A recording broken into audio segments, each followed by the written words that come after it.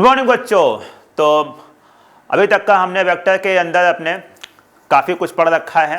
ठीक है, हमने पहली क्लास में देखा था कि वेक्टर क्या होता है, कैसे रियल लाइफ से हम उसको कोरिलेट हमने किया। फिर देखा कि वेक्टर्स को हमने कैसे रिप्रेजेंट करें ग्राफिकली, राइट, उसको हम ऐड कैसे करें, triangle law of vector addition, parallelogram law of vector addition and polygon law of vector addition, ये सब हमने देखा। फिर हमने देखा कि हम वेक्टर्स को मैथमेटिकली कैसे ऐड करें, उसके लिए फार्मूला देखा, सब्ट्रैक्शन के लिए फार्मूला देखा। ओके, तो इतनी सारी चीज़ें हो गई। अब आज जो हम पढ़ने जा रहे हैं वो बहुत ही इम्पोर्टेंट है वेक्टर के पॉइंट ऑफ व्यू से, राइट। आज हम देखेंगे कि किसी वेक्टर को रेक्टेंगुलर कोऑर्डिनेट्स सिस्टम में कैसे हम रिप्रेजेंट करते हैं। ओके, रेक्टेंगुलर कोऑर्डिनेट्स मतलब x axis, y axis and z axis के अंदर। तो इसमें सबसे पहले हम देखेंगे, अब इजी से स्टार्ट करेंगे, राइट। पहले हम 2 डायमेंशन से स्टार्ट करेंगे, फिर हम 3 डायमेंशन में जाएंगे। ओके, जिससे कि एक कॉन्सेप्ट पहले 2 डायमेंशन का बन जाए, फिर 3 डायमेंशन में जनरलाइज करेंगे उस कॉन्सेप्ट को। ओके, तो स्टार्ट करते हैं, चलिए। तो यहाँ से हमारे पास आ जाता है, हमने पहले 2 डायमेंशन कोऑर्डिनेट सिस्टम ले लिया। ओके, अब इसमें हम बना लेते हैं। ओके ओके ओके, इसमें कोऑर्डिनेट सिस्टम। ओके, तो ये हमारे पास आ गया दिस एंड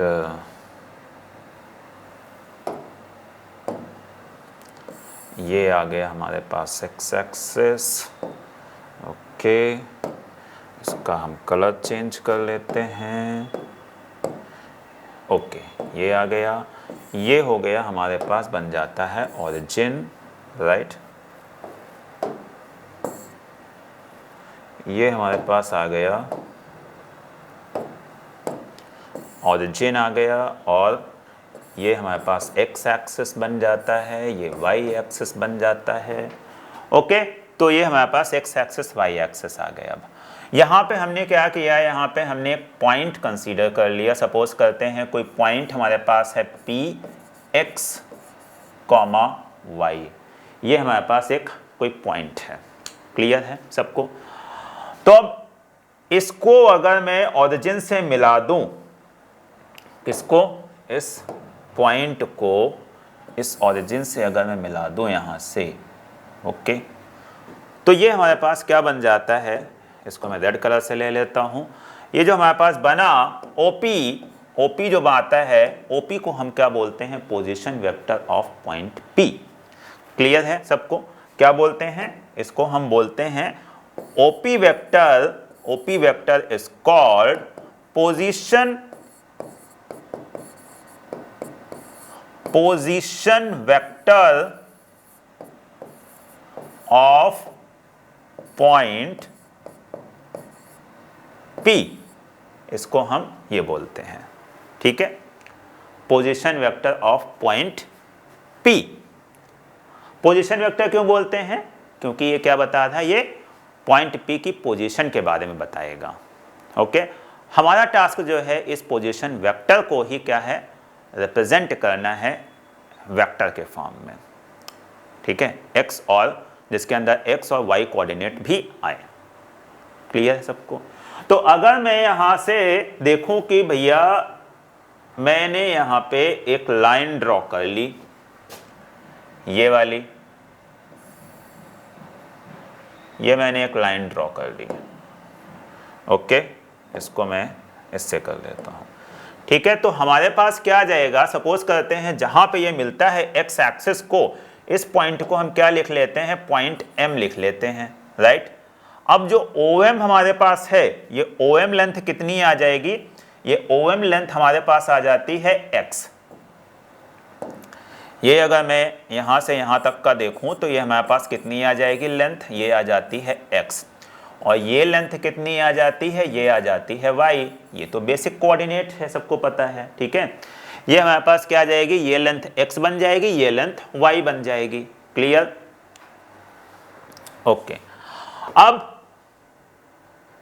अब अगर यहां से मैंने ये देखूं तो यहां पे vector OP triangle law of vector addition से, कहां से? From triangle law of vector addition. ये हम सब ने पढ़ रखा है पहली वाली क्लास में, पहला वाला पार्ट आप मेरी वीडियो का देख सकते हैं, वेक्टर वाला। From triangle law of vector addition क्या बोलता है? Triangle law of vector addition, triangle law of vector addition ये बोलता है कि वेक्टर ओपी जो होगा वो किसके इक्वल होगा? वेक्टर ओएम और प्लस वेक्टर एमपी, इसके सम के इक्वल होगा। क्लियर हो गई बात सबको? ओके, तो vector OP is equal to vector OM plus vector MP. अब वेक्टर ओएम कैसे निकाला जाए? ये वेक्टर मैंने क्या बना लिया? ये वेक्टर ओएम बना लिया और ये वेक्टर मैंने एमपी बना लिया। अब वेक्टर ओएम कैसे निकाला जाए? भाई मैग्नीट्यूड तुम्हें पता है ओएम का, वेक्टर ओएम का मैग्नीट्यूड क्या है? वेक्टर ओएम का मैग्नीट्यूड हमारे पास गिवन है, दिस इज गिवन एज, ये क्या आ जाएगा? x, एंड वेक्टर एमपी का जो मैग्नीट्यूड है वो कितना है? वेक्टर एमपी का मैग्नीट्यूड है y, ये भी हमारे पास गिवन है। ओके, अब हमें क्या चाहिए? हमें यूनिट वेक्टर अगर मिल जाए इस डायरेक्शन में, x एक्सिस डायरेक्शन में, y एक्सिस डायरेक्शन में, तो हम क्या कर सकते हैं? तो हम बड़े ही आराम से वेक्टर ओएम और वेक्टर एमपी हम लिख पाएंगे। ओके, तो वेक्टर ये हमारे पास आ गया, हमने लिख दिया। अब यूनिट वेक्टर के लिए क्या किया गया है बच्चों कि internationally x, y and z axis के अलोंग 3 यूनिट वेक्टर हमने लिखे हैं। ठीक है, क्या है? और ये इंटरनेशनल कन्वेंशन है। ओके, आप इंडिया की बुक उठा के देख लो या कहीं किसी भी दूसरी कंट्री की उठा के देख लो, नॉर्मली आपको यही यूनिट वेक्टर्स एक्स, वाई और जेड एक्सिस के अलोंग लिखे मिलेंगे किसी भी बुक के अंदर, किसी भी स्टैंडर्ड बुक के अंदर। तो मैं अगर यहाँ पे मैं 3 कोऑर्डिनेट सिस्टम अगर लिखूँ, ये हमारे पास x आ गया, ये हमारे पास y आ गया और ये हमारे पास z आ गया। ओके, तो x एक्सिस के अलोंग जो हम यूनिट वेक्टर लेते हैं वो हम लेते हैं क्या? वो हम लेते हैं i कैप।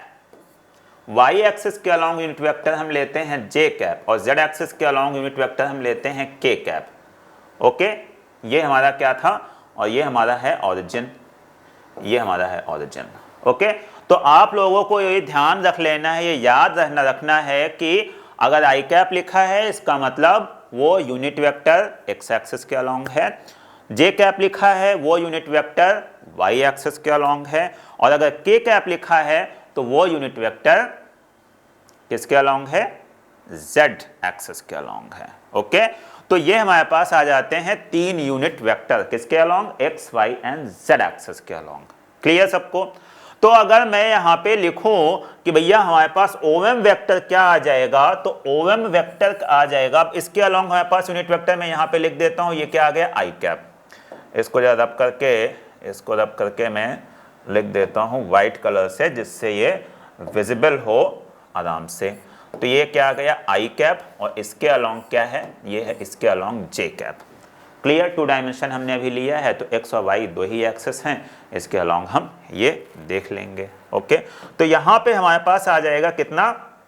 हमें क्या करना है? हमें यहाँ पे वेक्टर ओएम लिखना है। ठीक है, तो वेक्टर ओएम हमारे पास आ जाता है, vector OM is equal to आ जाएगा ओएम का मैग्नीट्यूड इनटू उसके अलोंग आई कैप वेक्टर, और ओएम का मैग्नीट्यूड कितना है?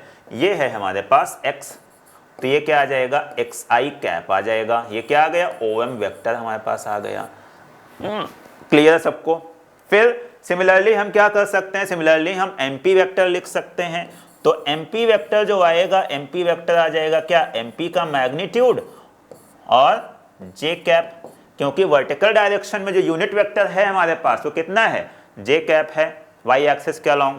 तो ये क्या आ जाएगा? ये आ जाता है हमारे पास वाई जे कैप। तो ये हमने निकाल लिया, एमपी की वैल्यू कितनी हो गई, एमपी वेक्टर की और ओएम वेक्टर की, दोनों की हमने वैल्यूज निकाल ली। क्लियर हो गया सबको? चलो अब हम क्या करते हैं, इसको हम इस रिलेशन को इक्वेशन 1 अज्यूम कर लेते हैं और ओएम और एमपी की वैल्यू इक्वेशन 1 में हम क्या करते हैं, रख देते हैं और देखते हैं क्या आता है। ओके, तो ये नेक्स्ट स्लाइड पे आ जाते हैं। तो वेक्टर ओपी जो हमने लिखा था, vector OP is equal to क्या आ जाएगा, ये आ जाएगा वैल्यूज रखने पे x i cap plus y j cap, ये आ जाता है। ये क्या आ गया हमारे पास, ये आ गया वेक्टर ओपी। क्लियर है सबको बात? ठीक है, तो वेक्टर ओपी तो मैंने लिख लिया यहां पे और इसको हम बॉक्स के अंदर लिख लेते हैं, ये बॉक्स के अंदर। तो मतलब ये हमारे पास एक क्या हो गया, अभी एक फॉर्मूला हो गया। किसी पॉइंट अगर कोई दे रखा है जिसके कोऑर्डिनेट्स x, y हैं, वो कुछ भी हो सकते हैं, तो उसका अगर हमें निकालना है, हमें लिखना है, अगर पोजीशन वेक्टर लिखना है तो position vector is equal to क्या आ जाएगा, x i cap plus y j cap. Clear हो गई सबको बात? ओके, अब हम आ जाते हैं नेक्स्ट पॉइंट पे। इस पे देखते हैं कि इसका मैग्नीट्यूड क्या होगा। ओके, तो मैग्नीट्यूड निकालने के लिए देखते हैं क्या करना पड़ेगा हमें। हम प्रीवियस स्लाइड पे चलते हैं अपने इस डायग्राम पे। ठीक, तो इसका जो मैग्नीट्यूड है, मैग्नीट्यूड क्या है, यहां से लेके मैग्नीट्यूड है हमारे यहां से लेके यहां तक का ये डिस्टेंस। अब हमें एक चीज दिखाई दे रही है कि भैया ये हमारे पास इस ट्रायंगल OMP के अंदर ये पाइथागोरस थ्योरम हम लगा सकते हैं, क्योंकि राइट है, ये ट्रायंगल क्या है, राइट एंगल ट्रायंगल है OMP। ओके, इसमें हम क्या लगा सकते हैं, इसमें हम पाइथागोरस थ्योरम लगा सकते हैं और उस थ्योरम का यूज करके हम OP की वैल्यू फाइंड आउट कर लेंगे। तो वेक्टर OP का जो मैग्नीट्यूड है, या यहां पे मैं देखूं कि OP की जो लेंथ है, ये क्या आ जाएगा, OP square equal to OM square plus MP square. अब नेक्स्ट स्लाइड पे आ जाते हैं, देखते हैं क्या है। तो OP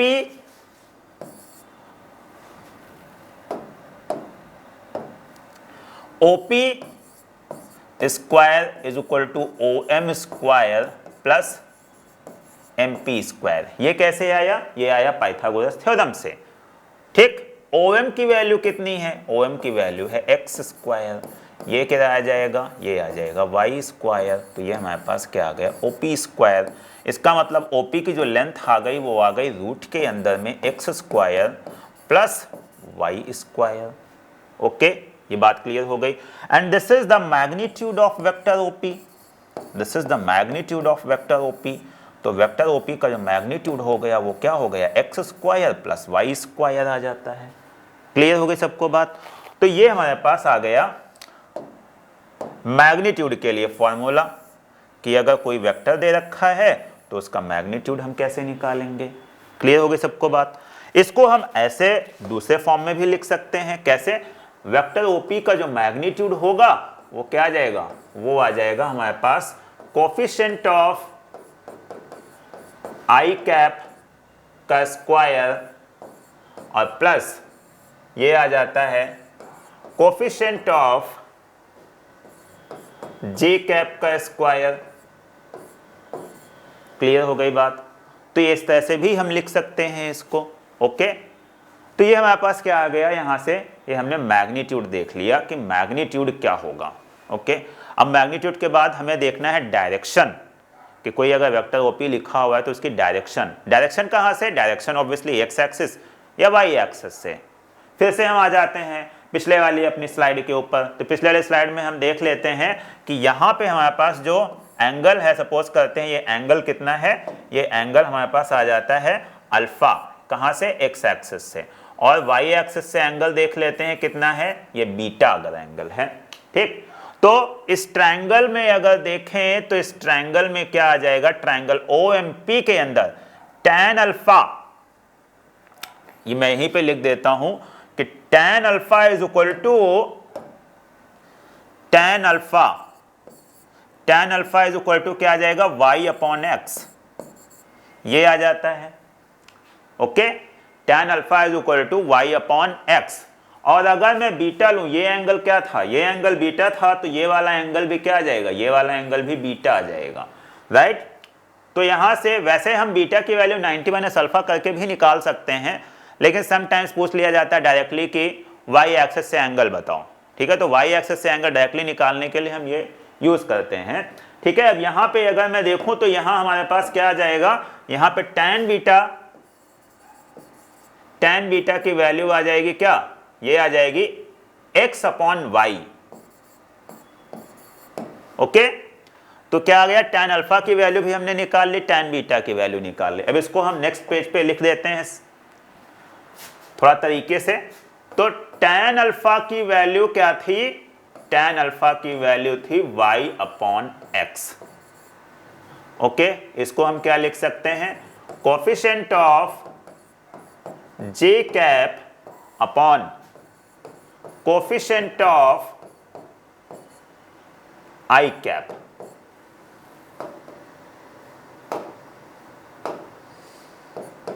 coefficient of i cap.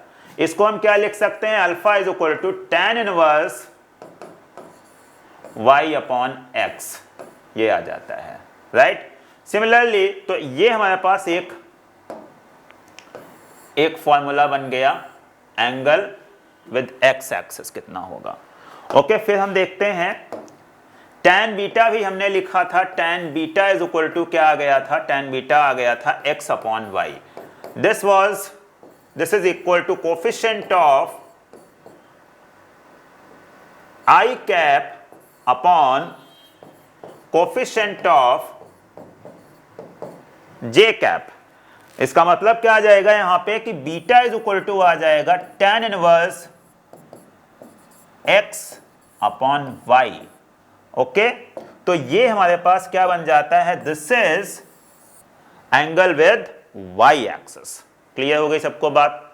तो यहां से ये हमने देख लिया कि एंगल x एक्सिस और एंगल y एक्सिस से क्या होगा, दोनों हमने यहां पे लिख लिए हैं, ठीक है। मैंने कोफिशिएंट के फॉर्म में भी लिख दिया है आप लोगों के सामने, और हमने वेक्टर का मैग्नीट्यूड भी निकाल लिया है।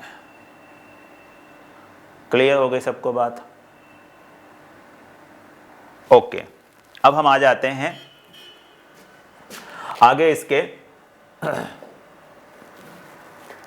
सपोज करते हैं मैं एक एग्जांपल लेता हूं यहां पे, कि एग्जांपल सपोज करते हैं हमारे पास आ गया कि एक कोऑर्डिनेट सिस्टम है, बोला गया यहां पे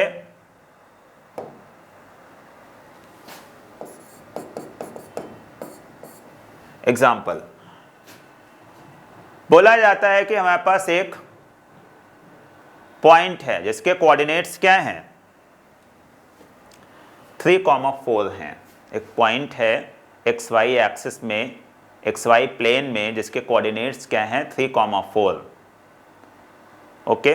तो अब हमें क्या करना है, इसके लिए पोजीशन वेक्टर लिखना है, राइट। इस वेक्टर का मैग्नीट्यूड कितना होगा वो बताना है, राइट। और x एक्सिस से कितना एंगल बना रहा है ये बताना है, ओके। तो मैं यहाँ पे लिख देता हूँ कि suppose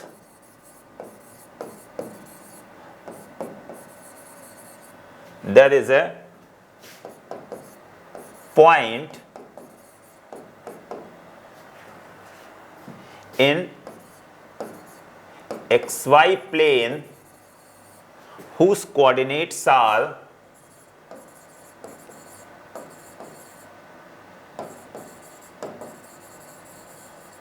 coordinates are 3,4, okay.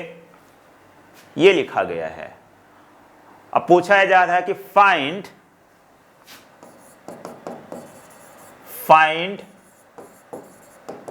Position vector, find position vector of this point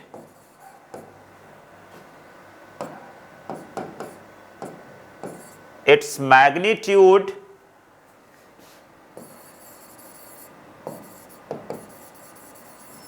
its magnitude and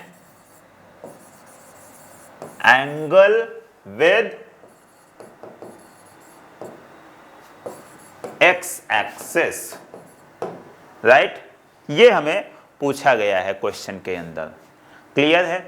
तो हम सबसे पहले क्या करते हैं, सबसे पहले डायग्राम बना लेते हैं। बच्चों एक बात हमेशा ध्यान रखो कि फिजिक्स के अंदर अगर आपने डायग्राम पहले बना लिया किसी भी प्रॉब्लम का, तो प्रॉब्लम काफ़ी हद तक का सॉल्व हो जाती है वहीं पे, ठीक है। तो डायग्राम बनाना बहुत ज़रूरी है, ओके। तो मैं क्या करता हूँ, सबसे पहले डायग्राम बना लेता हूँ। ये हमारे पास आ गया, ये आ गया, ये पॉइंट है, इसके कोऑर्डिनेट्स इसने बोले थे 3,4, 3,4, ये कोई पॉइंट P है, ये हमारे पास ओरिजिन है, okay.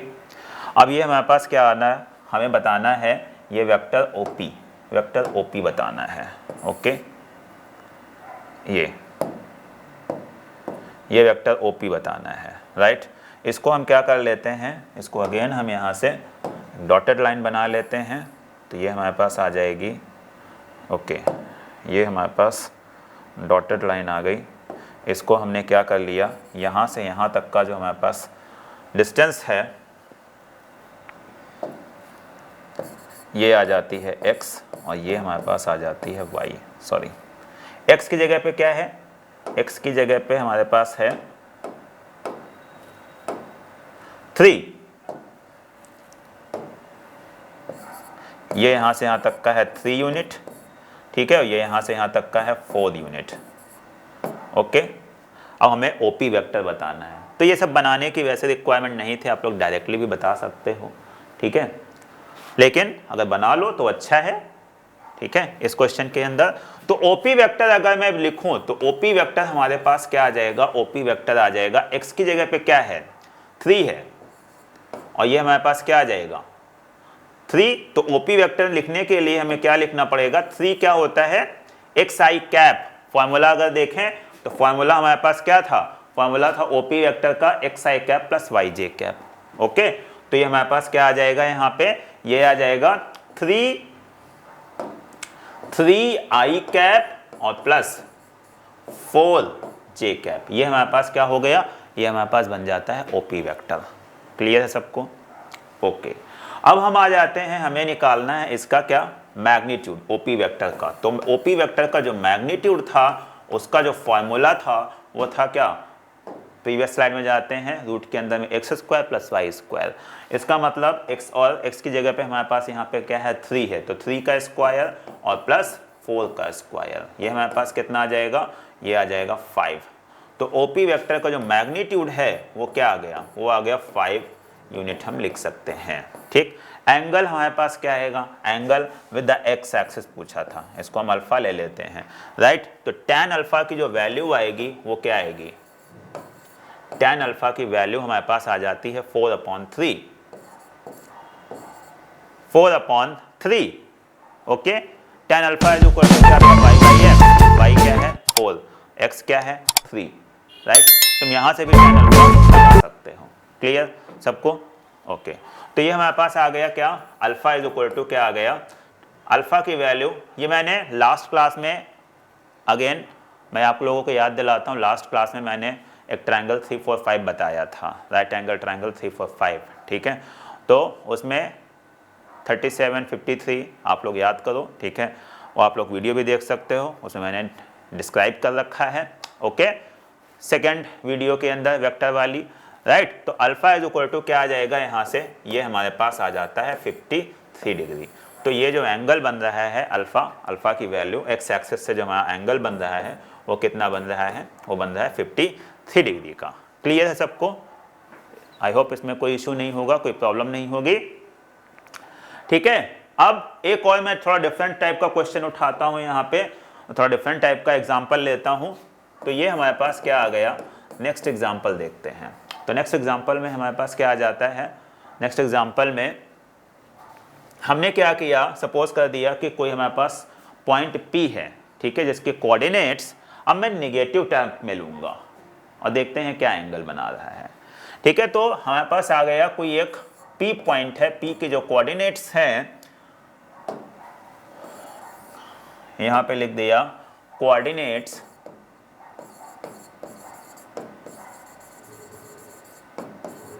Of point P is equal to, ये हमारे पास क्या आ जाते हैं, ये सपोज कर लिया कि हमारे पास है अब हम लिख लेते हैं 3 -3, ये मैंने लिख लिया, 3 के आगे माइनस आ गया, मतलब ये क्या हो गया, सेकंड क्वाड्रेंट में पहुंच गया पॉइंट। ओके, अब हम देखते हैं कैसे लिखेंगे। तो अब हमारे पास जो ओपी वेक्टर आएगा, तो ओपी वेक्टर के लिए हमारे पास क्या था, फॉर्मूला क्या था, फॉर्मूला था एक्स आई कैप, एक्स की वैल्यू -3, तो -3i कैप और +4j कैप आ जाता है। क्लियर है सबको बात? ओके, तो यहाँ से अगर मैग्नीट्यूड में निकालूंगा तो मैग्नीट्यूड हमारे पास आ जाएगा रूट के अंदर में x की जगह पे क्या है -3, तो -3 का होल स्क्वायर और प्लस ये 4 का होल स्क्वायर आ जाएगा।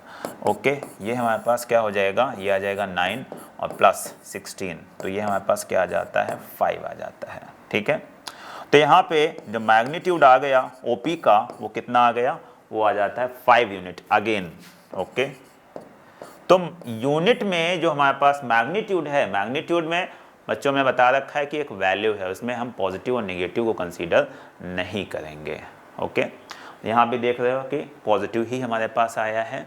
ओके, अब हम देखते हैं angle with the x axis, तो एक्स एक्सिस के एंगल सा क्या होगा। अब tan अल्फा के लिए फॉर्मूला हमने देखा था कि tan alpha is equal to क्या है, tan अल्फा हमारे पास आ जाता है क्या, tan alpha is equal to आ जाता है y/x, ये हमने पढ़ रखा, ये फॉर्मूला हमारे पास है। अब y की वैल्यू क्या है, y की वैल्यू आ जाती है 4 और x की वैल्यू आ जाती है क्या, x की वैल्यू आ जाती है -3 आ जाती है। तो यहाँ पे हमारे पास क्या आ गया, यहाँ पे आ गया ये -4/3, ये हमारे पास tan अल्फा की वैल्यू क्या है, tan अल्फा की वैल्यू नेगेटिव में आ रही है। क्लियर है सबको बात? तो अब क्या किया जाए भाई, अब क्या किया जाए, इसमें tan अल्फा की वैल्यू -4/3 है। अब एंगल कैसे निकाला जाए, तो हमें यह पता है कि नेगेटिव जो हमारे पास होता है tan अल्फा या tan थीटा जो नेगेटिव होता है वो 2 जगह पे होता है, कहाँ किस किस क्वाड्रेंट में, एक तो होता है सेकंड क्वाड्रेंट में, राइट, और दूसरा होता है फोर्थ क्वाड्रेंट में। ओके, लेकिन अब दोनों में से कौन सा मैं सेलेक्ट करूं, कैसे सेलेक्ट करूं, तो इसके सिलेक्शन के लिए हमें क्या देखना पड़ेगा कि ये एंगल कहाँ जाएगा, सेकंड क्वाड्रेंट में जाएगा, मतलब 90 से 180 के बीच में होगा, या 270 से लेके 360 के बीच में होगा। देखो ये हमारे पास क्या आ गया, ये हमारे पास क्वाड्रेंट आ गए। ठीक, या तो ये हमारे पास ये वाला कोई एंगल बनाएगा या यहाँ पे कोई एंगल ये वाला आएगा। ठीक है, 2 एंगल में से एक होगा।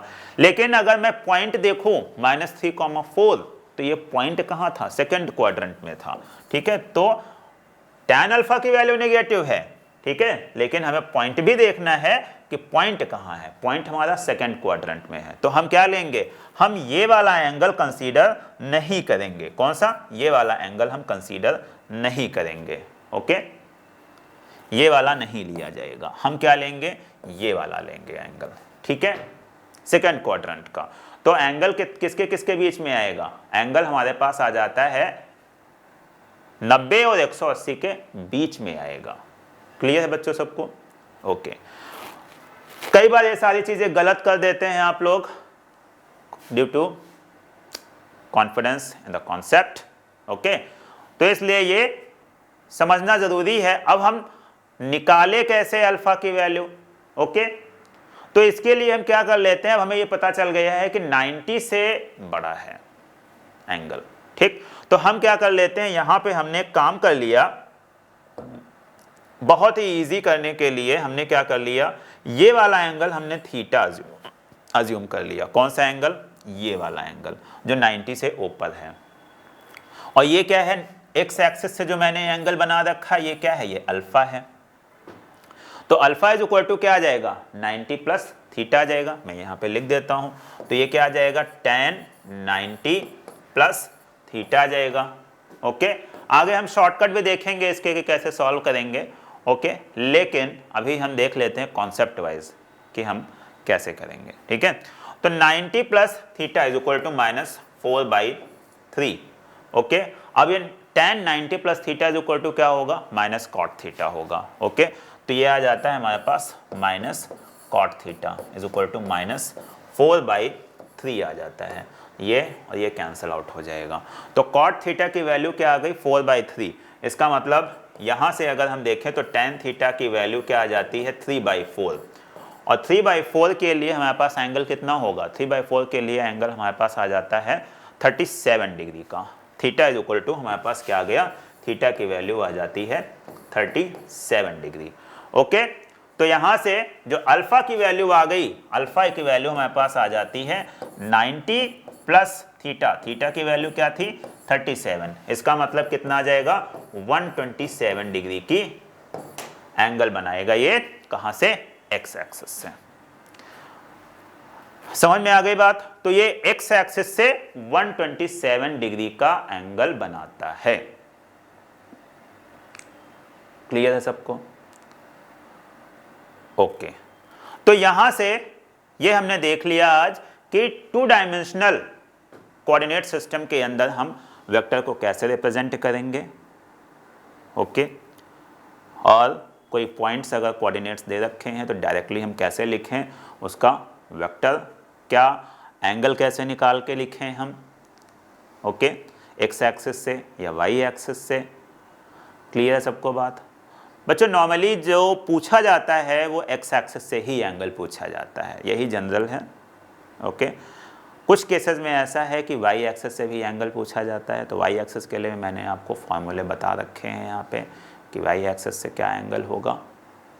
ओके, तो ये इस तरीके से हमने देख लिया कि 2 डायमेंशन में कैसे लिखेंगे।